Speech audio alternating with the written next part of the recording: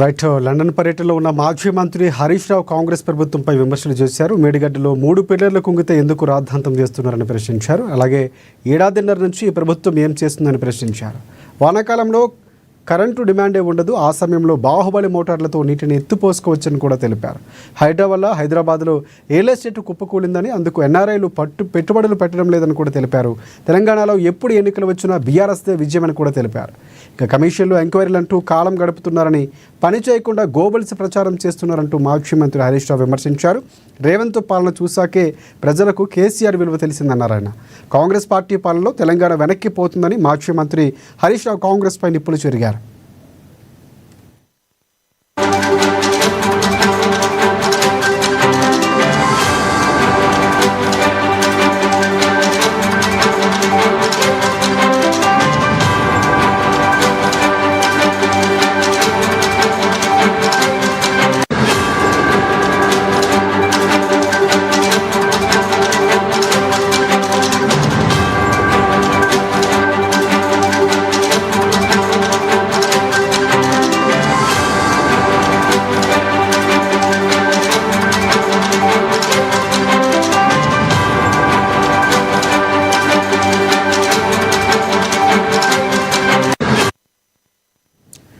Right. London పర్యటనలో ఉన్న మాజీ మంత్రి హరీష్ రావు కాంగ్రెస్ పార్టీ ప్రభుత్వంపై విమర్శలు చేశారు.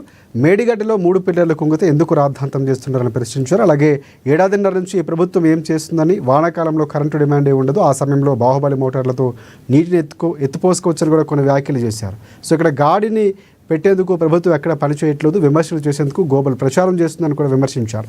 ఇదే అంశానికి సంబంధించి పూర్తి అప్డేట్స్ అందించేందుకు మా ప్రతినిధి భవిత మనకి లైవ్లో సిద్ధంగా ఉన్నారు. ఎస్ భవిత, చెప్పండి పూర్తి అప్డేట్స్ ఏంటి? రైట్ రాజశేఖర్, తన కూతురు గ్రాడ్యుయేషన్ ఎడ్యుకేషన్ సంబంధించి లండన్ వెళ్ళినటువంటి హరీష్ రావు ఈ రోజు తాజాగా యూకే ఎన్ఆర్ఐ సెల్ అంటే బీఆర్ఎస్ ఫ్యామిలీతో తన యొక్క అంటే మీట్ అండ్ గ్రీట్ ప్రోగ్రామ్ లో పాల్గొన్నారు. అయితే ఈ మీట్ అండ్ గ్రీట్ ప్రోగ్రామ్ లో పాల్గొంటూ కొన్ని కీలకమైన వ్యాఖ్యలు చేశారు.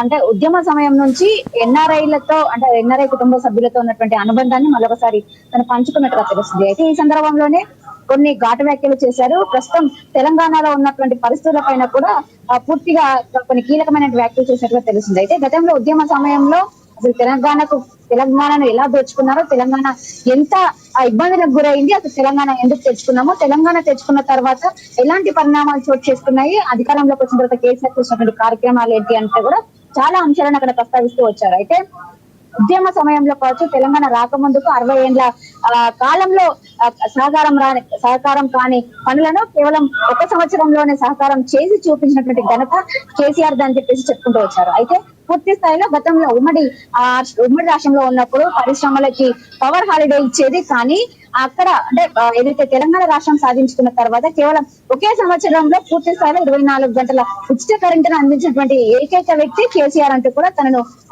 పొగుడుతూ వచ్చినటువంటి సందర్భం కనబడుతుంది. అది ఒక్క అంశమే కాదు, చాలా అంశాలలో తెలంగాణ అంటేనే కరువు, నీళ్ల కరువు చాలా ఉంటుంది. అలాంటిది ప్రతి ఇంటికి నల్ల తెచ్చి నీళ్లు ఇస్తాను, తాగునీరుతో పాటు సాగునీరును అందిస్తానని చెప్పేసి ఇచ్చినటువంటి మాటకు కట్టుబడి ఉన్నటువంటి వ్యక్తి కేసీఆర్.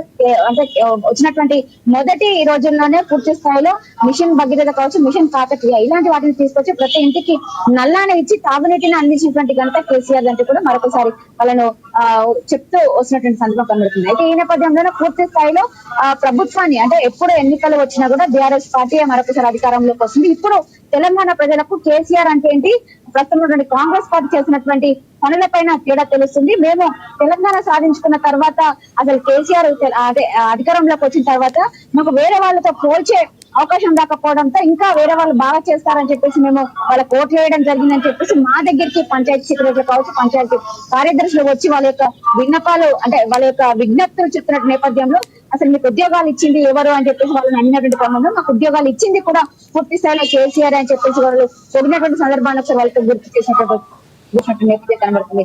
మేనిఫెస్టోలో పెట్టినటువంటి అంశాలకు కావచ్చు, తెలంగాణ ఉద్యమంలో చేసినటువంటి అంశాల ప్రతి దానిపైన అమలుకు సాధ్యం కానీ కూడా అమలు చేసి చూపడమే కాబట్టి మేనిఫెస్టోలో పెట్టని ఎన్నో కార్యక్రమాలను శ్రీకారం చుట్టాడు కేసీఆర్ అని చెప్పేసి కూడా వాళ్ళు చెప్పిన సందర్భం ఉంది. అయితే పూర్తి స్థాయిలో కాళేశ్వరం పైన దుష్ప్రచారం చేస్తుంది, 1,00,000 కోట్లను దోచుకుంది బీఆర్ఎస్ ప్రభుత్వం అని చెప్పేసి కాంగ్రెస్ ప్రభుత్వం ప్రధానంగా ప్రచారం చేస్తుంది. ఇవన్నిటిని కూడా అవినీతి ఆరోపణలు అంటే ఏదైతే ఆరోపణలు చేస్తూ వస్తుంది, కానీ ఏదైతే కాళేశ్వరం ప్రాజెక్ట్ లో కేవలం 3 బ్యారేజ్లే దెబ్బతిన్నవి, మేడిగడ్డలోని ఒక 3 బ్యారేజ్లు దెబ్బతింటే వీటిని అంటే రిపేర్ చేయకుండా కావాలని చెప్పేసి రాద్ధాంతం చేసిందని చెప్పేసి కూడా వాళ్ళపైన విమర్శలు గుప్పించిన నేపథ్యం కనబడుతుంది. కేవలం 300 నుంచి 400 కోట్లు ఖర్చు పెడితే అంటే బాగయ్యే ప్రాజెక్ట్ కి 1,00,000 కోట్లు అవినీతి చేశారని చెప్పేసి పదే పదే బీఆర్ఎస్ పైన తప్పుదోవ పట్టించే విధంగా, ప్రజలను తప్పుదోవ పట్టించే విధంగా కాంగ్రెస్ వ్యవహరిస్తుంది అని చెప్పేసి కూడా వాళ్ళు చెప్పారు. అయితే అంతేకాకుండా పూర్తి స్థాయిలో